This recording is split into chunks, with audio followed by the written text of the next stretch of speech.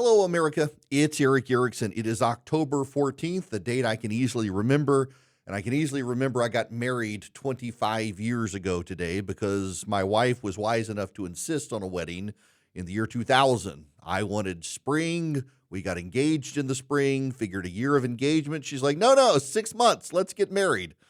So 25 years ago today, she said, I do. She even said she would love, honor, and obey me. And I have been obeying her ever since and wouldn't want it any other way. Let's get to the news. Up first, Hamas has returned the survivors who they've held hostage. They've returned 4 of the 28 bodies that they have held, but there are 24 bodies Hamas has not returned, and there is no word on those bodies. It is presumed those bodies will not return.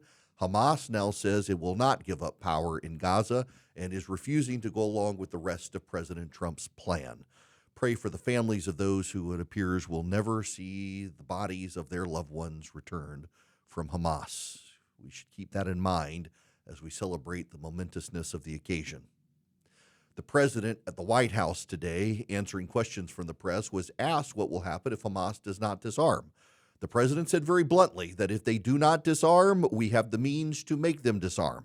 The reporter asked the follow-up question of what did he mean by that, and the president said, it's not for me to tell you, just that we have the means to make Hamas disarm. The president has a united front from the Arab nations. This is something you do need to understand in the lay of the land. Hamas is a derivative of the Muslim Brotherhood and also Palestinian. The Arab nations, none of them like the Muslim Brotherhood. They all view the Muslim Brotherhood as a destabilizing force in each of their countries. The Jordanians have thrown them out. The Egyptians have made them criminals. The Saudis do not like them. The Emiratis, the Bahrainians, the Omanis, none of them like the Muslim Brotherhood, which is again, Hamas is derived from. None of these nations also like the Palestinians. You have to remember, the Palestinians are not a united ethnic group. They're individual tribes that particularly fight with each other when they're not fighting with the Arab neighbors. The Arab neighbors in the 1950s and 60s with the rise of Israel allowed these individual Arab tribes to come into their lands while they intended to fight the Israelis.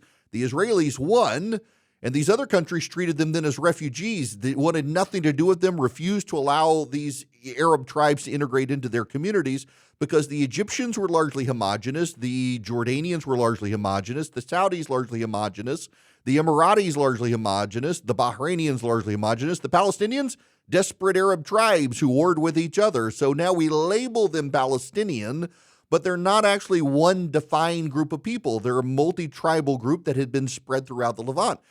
And now the Arab nations, they don't like Hamas at all. They certainly have never cared for the Palestinians, and they're willing to help the Palestinians so long as the Palestinians get rid of their branch of the Muslim Brotherhood, that is Hamas. So the president does have the means with Arab neighbors other than Iran, but there can be lots of pressure applied with a united Arab front against Iran to deal with Hamas, and hopefully they will. Number 3, Jerome Powell suggests the economy, it's doing okay. In fact, the job front doesn't look good right now, but the growth front does look good. This is the upper middle class and rich powering an economy. The working class still struggling with prices, with inflation, although gas prices coming down, oil prices coming down, that's going to help people. But Jerome Powell suggesting this allows for more rate cuts as well, which is a good thing. In fact, let me look at this on the fly as I'm recording this. The Dow up about 345 points. I'm recording this in the afternoon, so it looks like it's going to be closing. The NASDAQ is down, but traders are shrugging off the U.S.-China concerns right now. They think there was a misinterpretation of what China had proposed. Jerome Powell suggests that the tightening at the Federal Reserve is going to end soon, and this looks like with another rate cut, the economy may not have to worry about recessionary concerns.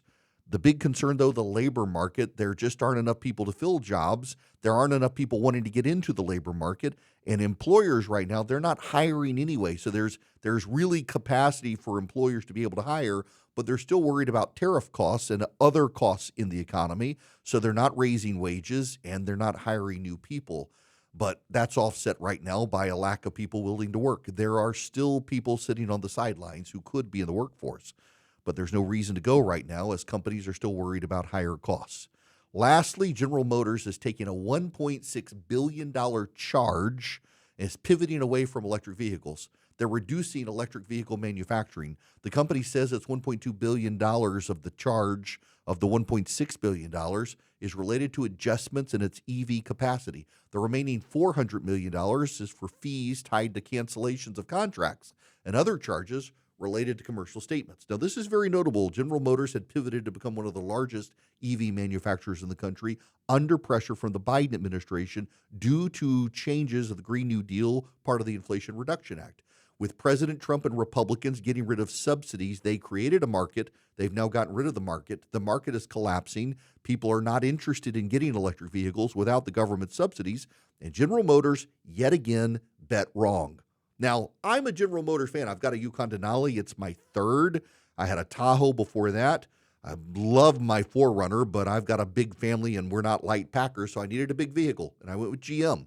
My family has always had General Motors vehicles. We like them.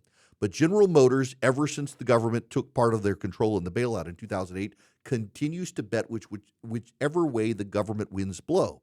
They're not staking out private markets and growing where the private sector wants them to grow. They're taking dictates from Washington, D.C. It continues to be a problem for the current General Motors leadership, which, when they're not taking dictates from McKinsey consultants, like to go with whichever way the government is throwing money instead of striking out on their own like other manufacturers. Contrast General Motors with Toyota. Toyota decided to make a bet on hybrid models. And Toyota, you will recall, had pressure from environmentalists who tried to oust the chairman of the company in Japan for insisting on not going fully electric.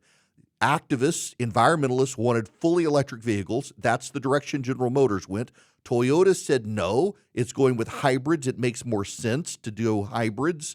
And in fact, Toyota made the right bet. General Motors went with EVs because of environmentalist concerns and the government, and General Motors now taking a $1.6 billion charge and pivoting away from electric vehicles. Maybe General Motors leadership should stop letting lobbyists do their thinking for them and stop letting McKinsey consultants chart the direction of their company. Maybe pay attention to your customers, GM. I'm one of them, and I can tell you, I got concerns. Those are the 4 things you need to know this afternoon. I'm Erick Erickson. Happy anniversary to my wife. And thank you all for listening, watching, and reading. Please stay engaged, stay informed, and please keep the faith.